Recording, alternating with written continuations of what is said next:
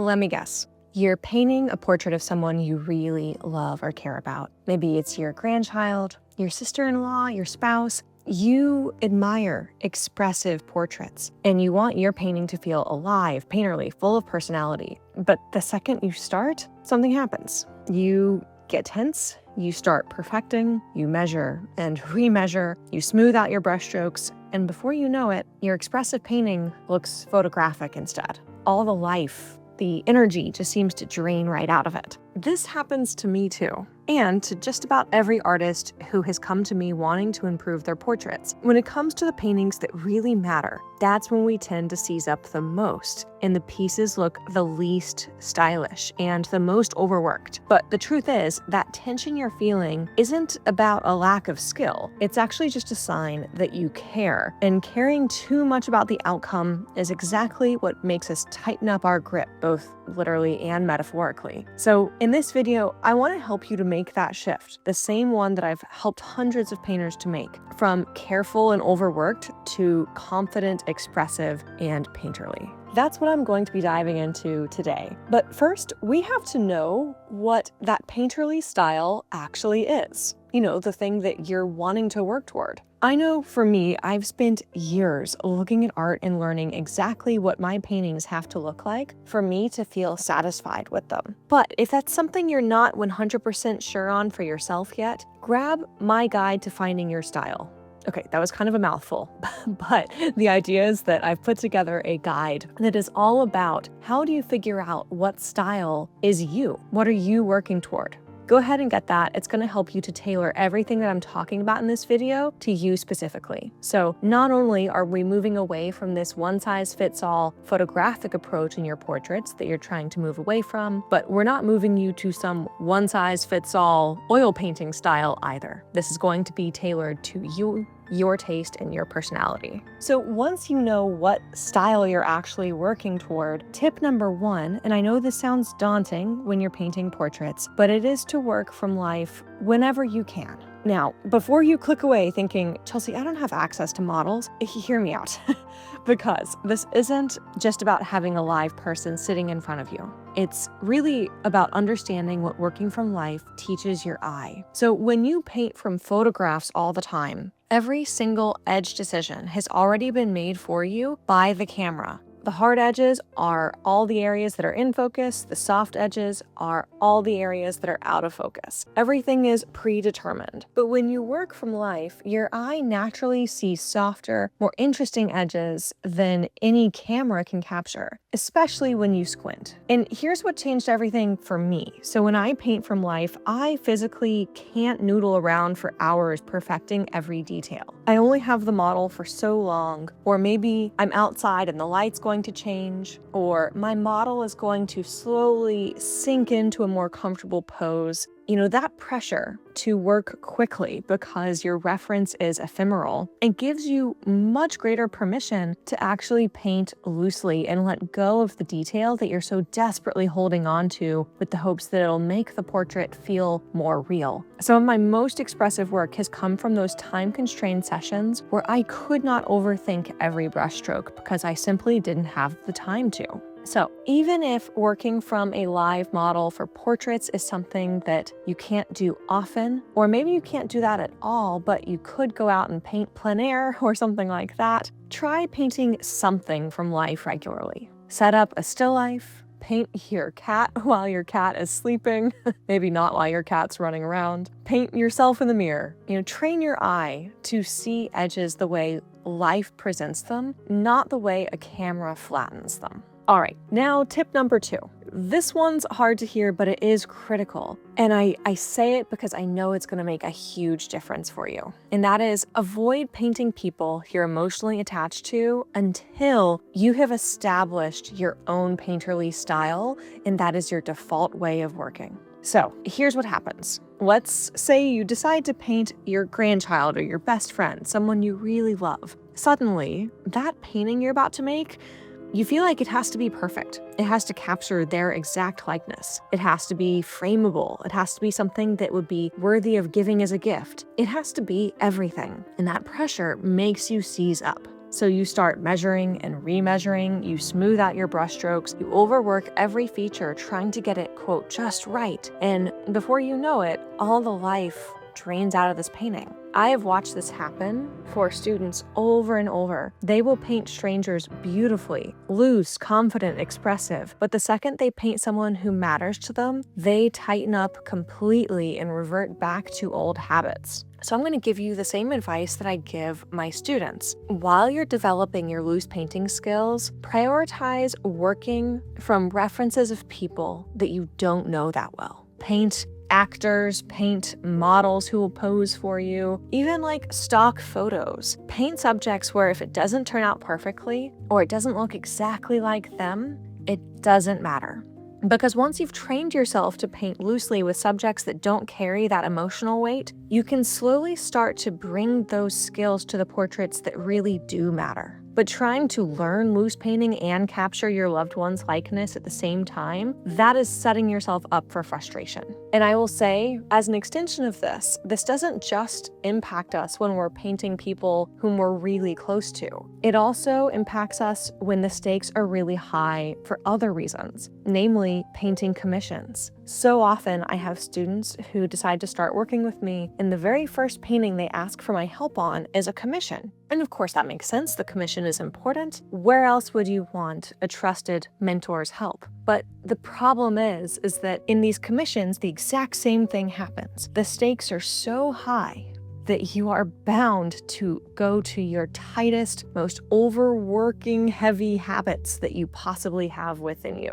And what I encourage students to do instead, whenever possible, is to say, hey, as we are establishing what looseness looks and feels like for you, let's do this through some lower stakes exercises first, build up that muscle memory, and then come back to the commission. All right, now I'm going on to tip number 3, which is to embrace painting alla prima. So work wet into wet in a single session. Now, I know this technique can feel overwhelming. You're essentially committing to finishing the painting or at least reaching a stopping point while everything is still wet. But this is exactly what forces you to paint loosely. When you're working alla prima, you don't have the luxury of endless reworking. You can't let it dry and come back tomorrow with fresh eyes and a fresh approach. You have to make a confident decision, stick to it, and then move on. And that constraint, while it can be anxiety-inducing when you think about it, when you're actually in the moment, that constraint is a gift because it's permission. Here's what Alla Prima teaches you, and here's what I mean by that. Every time you touch a brushstroke after you've initially laid it down, you kill some of its life, its energy. So when you blend and smooth and pat your brush on the canvas over and over, trying to get things just right, you're destroying the very spontaneity that draws you to loose, painterly artwork in the first place. So working alla prima forces you to be decisive. You load your brush, you lay down that mark, and if it does what you need it to, you'll leave it alone and move on to the next area.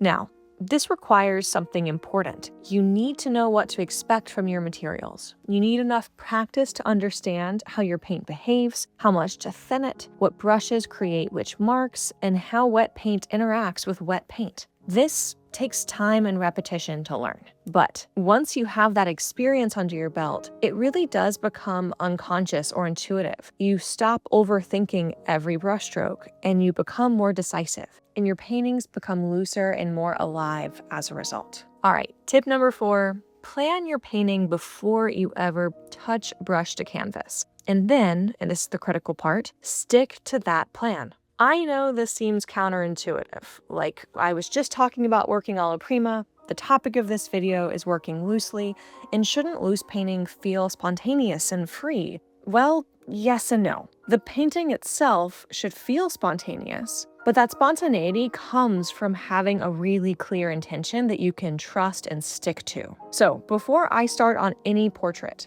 I go through a pretty thorough list of questions before I know I'm actually ready to start committing paint to canvas. For starters, when I set up my model, whether I'm working from life or I'm taking a photograph that I'm going to work from, I ask myself, is there anything about the way this model is posed right now, the composition of the model as I look at them in real life, that I wish would be different by the time I am painting. So if the model is wearing a blue sweater and it just absolutely clashes with the color of her hair, well, I'm not just going to tell myself, I'll just fix it when I'm at the easel. No, I actually want to see, what does this look like if she is wearing a different color top? Regularly, when I have portrait models come and sit for me, and this isn't just something that I've established, this is something I see from models who pose for portraits for so many different artists. Those models know to bring a full wardrobe with them. They will bring several, quote, costume changes, and we will look together at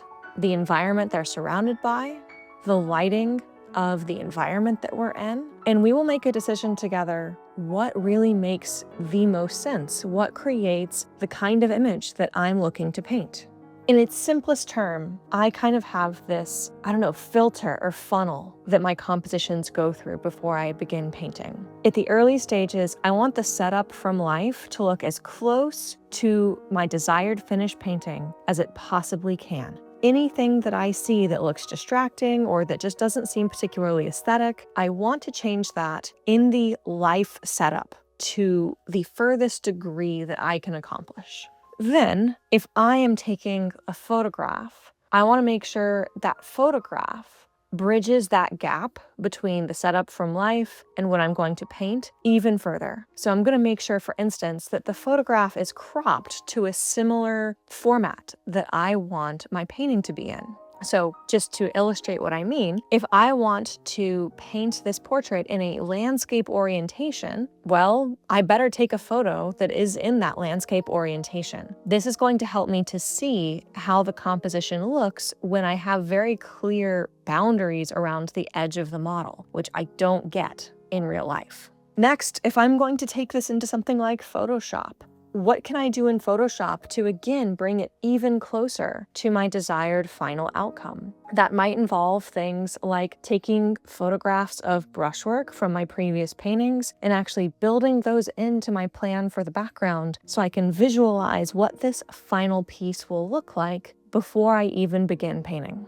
Now, some of the things I'm looking for specifically, just to rattle them off, would be composition. Where is my focal point? What is my lighting setup? What is the temperature of that lighting, and how hard or soft is that lighting? And how does that impact the harshness or softness of the shadows showing up on the model's face? What edges do I want to emphasize or de-emphasize? What areas could I suggest rather than fully render? And what is the overall color harmony of this image? Now, those are just some simple prompts to kind of get the gears turning, but it's certainly not an exhaustive list. But if I answer these kinds of questions before I start, I'm not making those decisions in the middle of the painting when I'm already committed. I'm not suddenly realizing that I positioned the head too far to the left and now I have to repaint half the canvas. Because here's the thing, every time you have to make a major change mid-painting, you are adding layers of paint. You are overworking sections, and you're killing that fresh, immediate quality that makes Alla Prima paintings so beautiful. This is especially true for color decisions. If you start painting and realize halfway through that the shadow side of the face isn't dark enough, which is a surprisingly common issue when there's a lot of shadow on the face or those shadows are particularly dark, it's really easy, rather than actually correcting it, to just wind up muddying it up because you're mixing so much previous paint with so much new paint. And when those colors or values are especially different, it really complicates things further. So plan it out. Make your value decisions before you start. Commit to your color scheme. Decide which areas matter most and which can be simplified or eliminated. This kind of thoughtful planning doesn't limit your creativity. It actually frees you to paint more expressively because you're not constantly second-guessing yourself. And I want to elaborate on that last bit because I think it's important.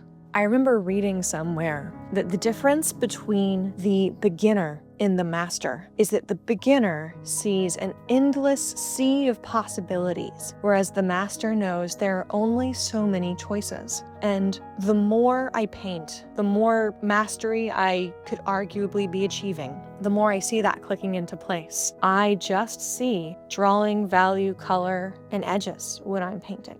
I'm not consumed by this question of something ineffable or completely abstract that could be sabotaging the composition. And I can't tell you how many times I've heard masters explain that constraint is the key to creativity. Specifically, I have a memory of a friend who was a seamstress, and she was making costumes for a dance competition. And these dance competitions had very strict requirements for the costumes that had to be made. There had to be certain amounts of coverage, certain materials you could not use. It was quite limiting. And I remember expressing frustration to her, like, it'd just be so nice if they lifted all these requirements. And she turned to me and said, I think that's where the genuinely interesting costumes come from, though. When you don't have endless possibilities, but instead you have such clear constraints that you really have to think out of the box to make something special, I think that's when you make genuinely interesting work. And I think that really applies to your artwork as well. So don't fear the plan. It's not going to kill your creativity.